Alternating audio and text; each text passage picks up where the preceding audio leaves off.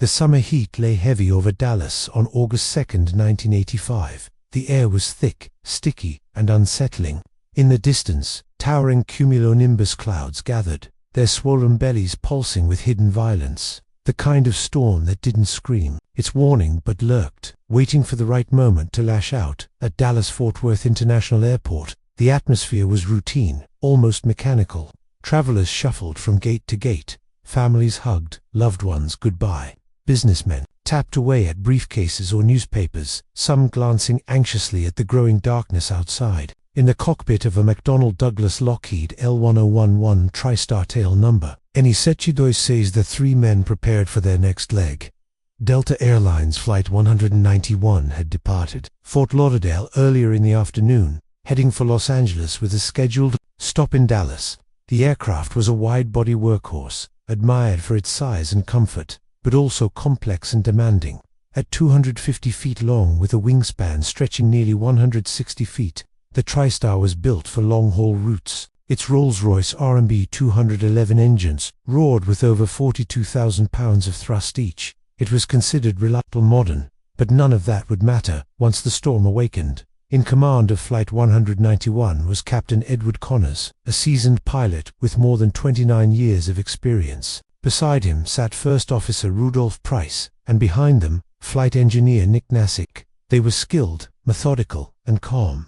Nothing unusual had been reported on the first leg of the trip, but now, as they approached Dallas, the skies were no longer benign. At 5:40 p.m., the aircraft descended toward the runway 17L. Thunderclouds hovered north of the airfield, and a thunderstorm cell had formed just miles from the airport perimeter. Air traffic control advised them of heavy rain near the approach path, but gave them clearance to land.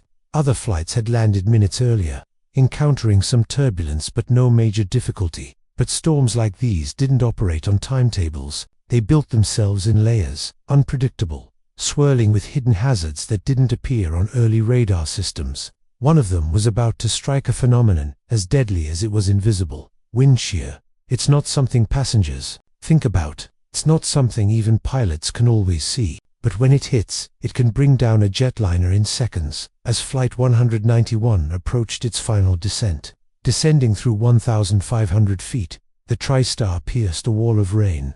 The windshield wipers slapped frantically against the downpour. Suddenly, the aircraft began accelerating. First Officer Price noticed the airspeed spike. "We're picking up a little bit of a shear," he reported. They were entering a microburst, ascending air at hurricane-like speeds, blasting straight down from the storm and radiating out in all directions. The nose of the plane rose slightly. The aircraft climbed for a brief, deceptive moment. But microbursts are two-faced monsters. After the initial headwind surge, the tailwind hit sand. That's when disaster strikes. Captain Connors struggled to keep the aircraft stable. Their descent rate increased rapidly. Alarms began to ring. "Push it up. Push it way up," Price called out. The engines howled in protest, but the TriStar was now being hurled downward by a force Vista was never designed to resist. They were just seconds from touchdown when the aircraft dropped out of the sky. It struck a highway, Texas State Highway 114, clipping a car and instantly killing the driver.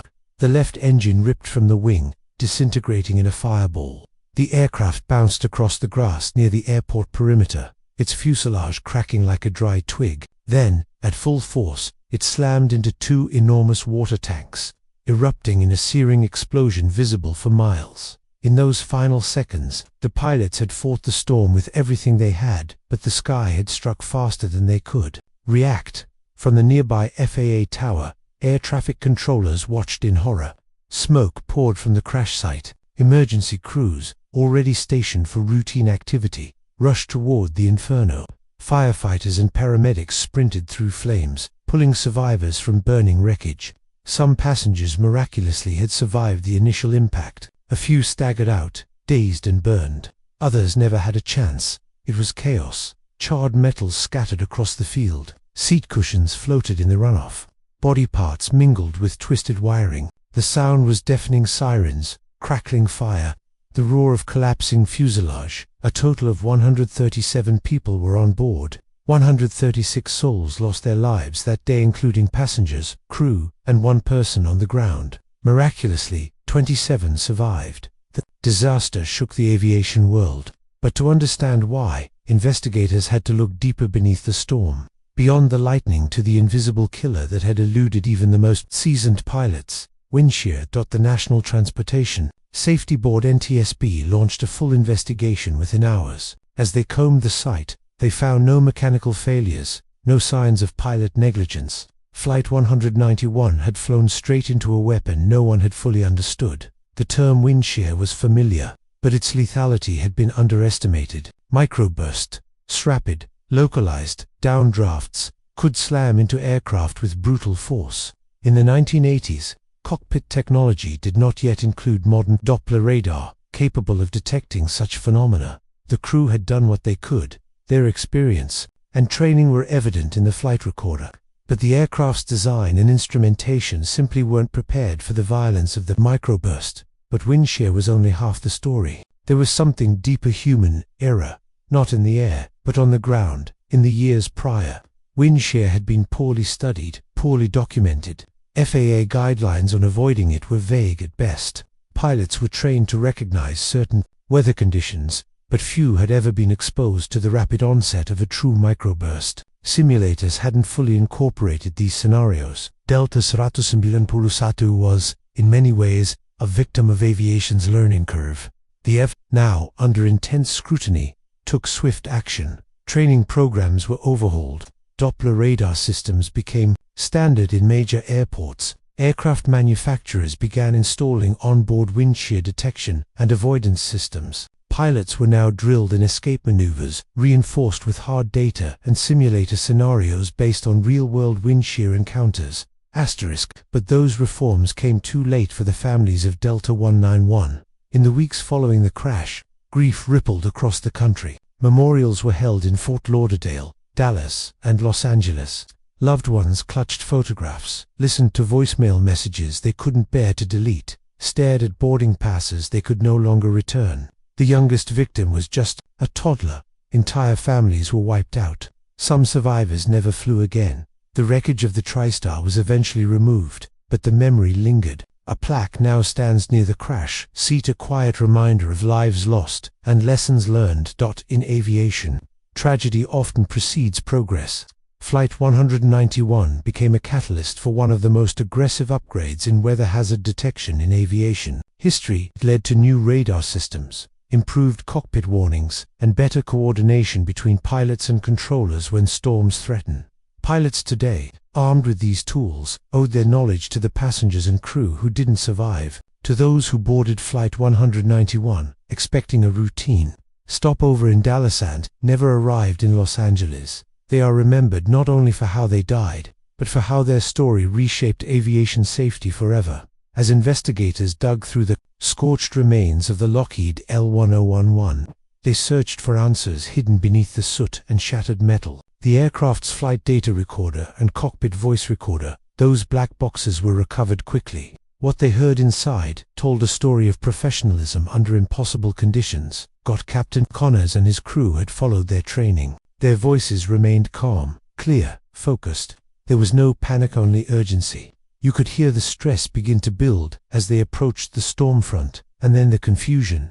The wind shear had given them a false sense of lift, then violently reversed direction. In just seconds, the massive airliner went from flying to falling. What struck investigators most wasn't what the pilots did wrong, it was what they never had the chance to do right. At that time, no American commercial aircraft carried on board wind shear detection systems.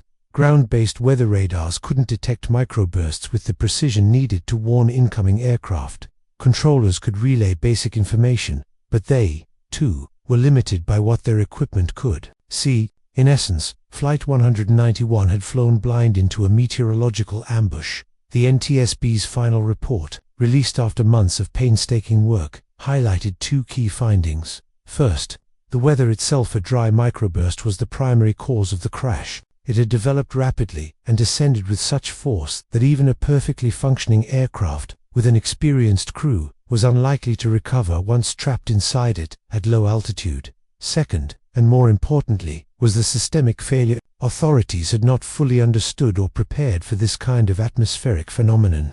The airline industry was still playing catch-up with nature. but the consequences were human, not theoretical. A mother, who had kissed her children goodbye that morning in Florida, was never seen again. A man traveling for business was buried in pieces, his briefcase later found melted beside a water tank. A couple on their anniversary trip to Los Angeles dead. On arrival, these weren't names in a report. They were people, lives frozen in a final moment of shock and flame. Among the survivors, trauma lingered like smoke. One young man, thrown clear of the wreckage, described waking up surrounded by burning grass and bodies. Another woman, trapped beneath twisted metal, could hear the screams of others, then silence. Survivors described walking away from the wreck with torn clothes, skin scorched from jet fuel, and the heavy burden of knowing they had lived while others had not. Emergency workers, too, carried scars. Many had never seen such devastation. Firefighters spoke of charred corpses still strapped into their seats. Paramedics walked through fields of debris looking for signs of life. Many found none. In all, 137 lives were lost. It was the deadliest aviation accident in U.S. history at the time, involving wind shear and one of the most haunting for the families. Closure was elusive. Lawsuits followed. Memorials were built. Delta Airlines, devastated by the tragedy, participated in the investigations and became an advocate for reform. The airline would never be the same.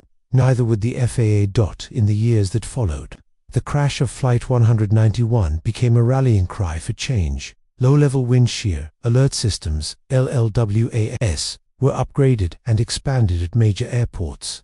Terminal Doppler, where the radar TDWR was developed, providing real-time high-resolution images of weather threats near airports. Cockpits were equipped with predictive wind shear detection systems, giving pilots the tools to detect and avoid what Flight 191 never saw coming. Pilot training shifted. Simulators began incorporating microburst scenarios. Escape maneuvers became standardized. The phrase "go-round" no longer carried a stigma, became a safeguard. These weren't just technological changes, they were cultural shifts born from fire, grief, and necessity. The legacy of Flight 191 is written in regulation, in radar screens, in the calm voice of a pilot who now knows what to look for. And yet, it's also inscribed in memory, in a grassy field near Dallas, where a quiet stone plaque bears 137 names. There, every August, family members still gather. They lay flowers, say prayers, and speak the names of those they lost. Some have never flown again. Others say they feel closest to their loved ones when they board a plane and look out at the clouds, knowing how suddenly skies can change. Flight 191 didn't crash because of negligence. It wasn't sabotage. It wasn't a malfunction of metal or wire. It was something far more terrifying, an act of nature that came without warning, a reminder that for all of aviation's triumphs, the sky remains untamed. But because of Flight 191, skies are now a little safer. Because of those passengers, that crew, and the lessons learned from that devastating day, millions now fly through storms with better tools, better training, and better odds. Their loss was unthinkable, but their legacy flies on. In the wake of Delta Flight 191, no one in aviation could claim ignorance again. The tragedy became a line in the sand before and after in the world of commercial flight. In the months that followed, the Federal Aviation Administration FAA, once accused of reacting slowly to emerging weather threats, shifted into action. The findings from the NTSB report were stark, and they left no room for complacency. Airports across the United States were ordered to implement enhanced low-level wind shear alert systems. These weren't just radar upgrades, they were lifelines. Sensors were embedded around runways to detect dangerous wind changes in real time. Controllers were trained to interpret this new data and issue immediate alerts to approaching aircraft. At the same time, manufacturers like Boeing, McDonnell Douglas, and Lockheed collaborated with NASA to study wind shear's impact on aircraft. Together, they developed the predictive wind shear detection system, a technology that would live inside the cockpit, acting like a meteorological sixth sense. Using Doppler radar, it could warn pilots of wind shear before entering a storm cell, sometimes with as much as 30 to 60 seconds of lead time. That may not sound like much, but in aviation, a single second can mean the difference between flying and falling. By 1994, this technology became mandatory on all new commercial aircraft. Retrofits followed. Simulator programs were rewritten. Pilots learned to spot microburst signatures not just on radar, but in the sky by reading the clouds, the rain shafts, the sudden shimmer of falling air dot. The legacy of Flight 191 was now embedded in every takeoff and landing near convective weather, not just in the US but worldwide. But for the families, reforms were cold comfort. Grief doesn't move in straight lines. It lingers, it revisits. Some families sued Delta and the FAA seeking accountability. Others turned their loss into advocacy pushing for swifter adoption of weather detection systems. Some simply disappeared from public view, choosing privacy over publicity.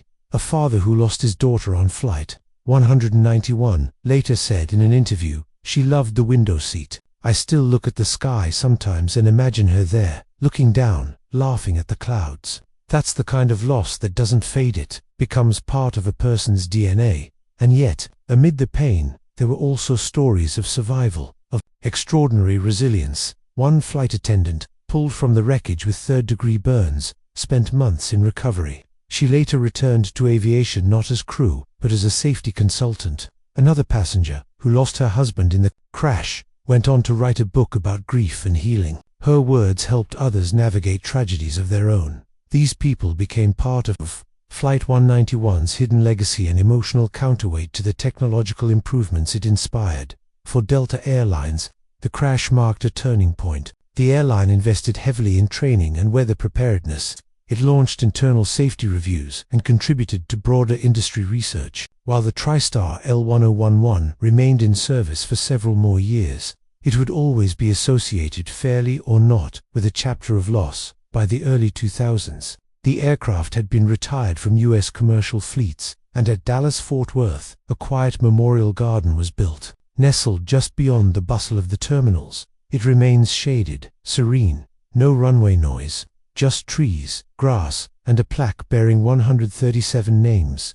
Each one represents a journey that ended too soon. Today, pilots landing in adverse weather receive a very specific warning: microburst alert.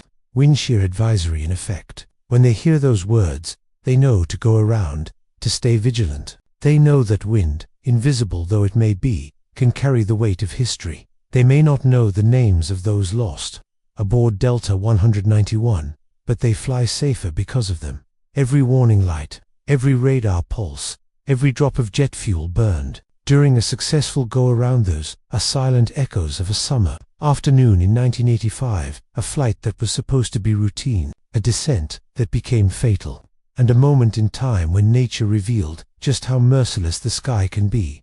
Yet from the ashes of that field, near the airport fence, aviation rose smarter, sharper, and more humble. And though Flight 191 never reached Los Angeles, its story traveled far. A warning, a lesson, a legacy. Years passed, the airline industry transformed, weather forecasting improved. New radar systems became so precise, they could spot rotating wind columns within a single thunderstorm cell.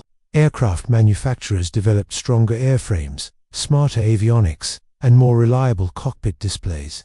Pilots were now trained to anticipate the invisible. And yet, the shadow of Flight 191 never truly disappeared. In aviation training centers across the world, pilots still review the case. They watch the footage, listen to the cockpit recordings, analyze the meteorological data.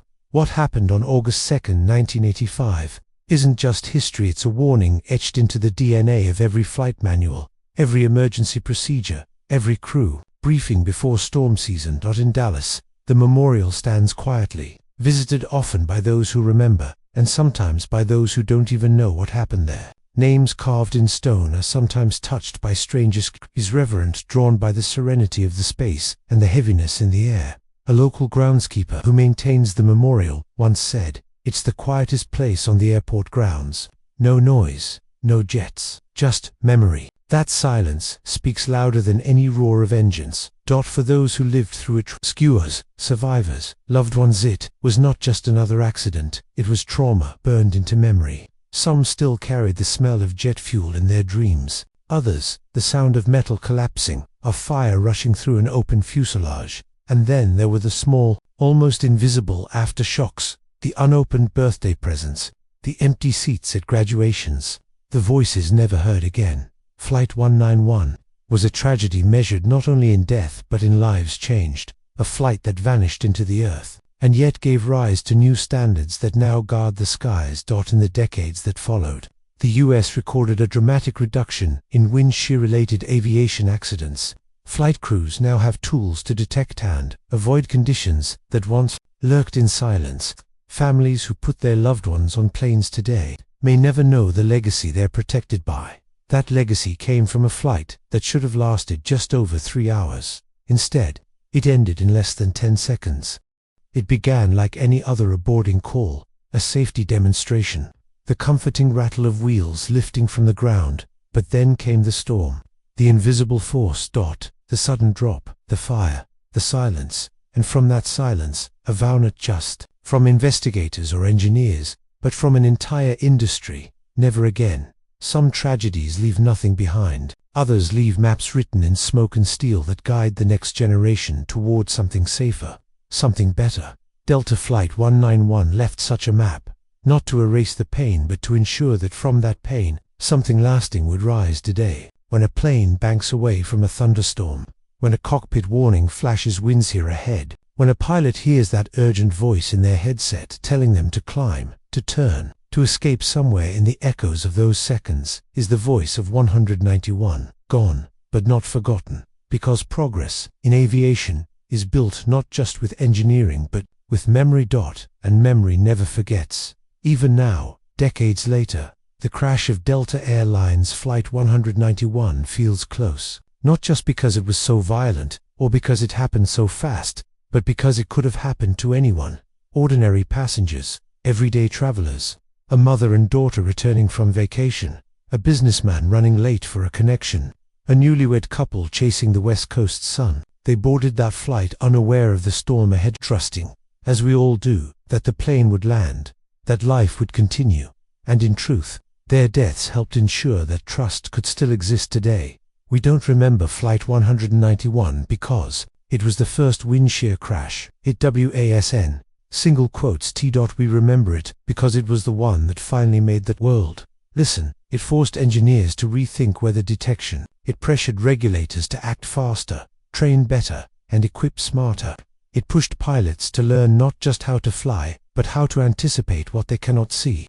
It exposed the blind spots in the system, technological, procedural. It closed them, one by one. Today, as jets soar over Dallas, passengers often look out the window, watching those same storm clouds roll across the Texas horizon. They don't know that underneath their seats, inside their cockpit, and around their runway, the ghosts of 191 are quietly at work guiding the aircraft safely home. They are not forgotten. Not by the families, not by the survivors, not by the pilots, who train in simulators where those final seconds are played back again and again, not for drama, but for understanding. In aviation, every lesson is written in lives, and some lessons are written in blood. Delta Flight 191 was one of them. But from that devastation came change, and from that change came safety. And from safety, countless lives have been saved. So the next time a pilot avoids a storm, the next time a cockpit alarm warns of a wind shear cell ahead, the next time a child gazes calmly through a rain-speckled window during landing, unaware of the danger that now passes harmlessly beneath, that too is part of the story. The final chapter of Flight 191 was never its crash, but it was everything that followed.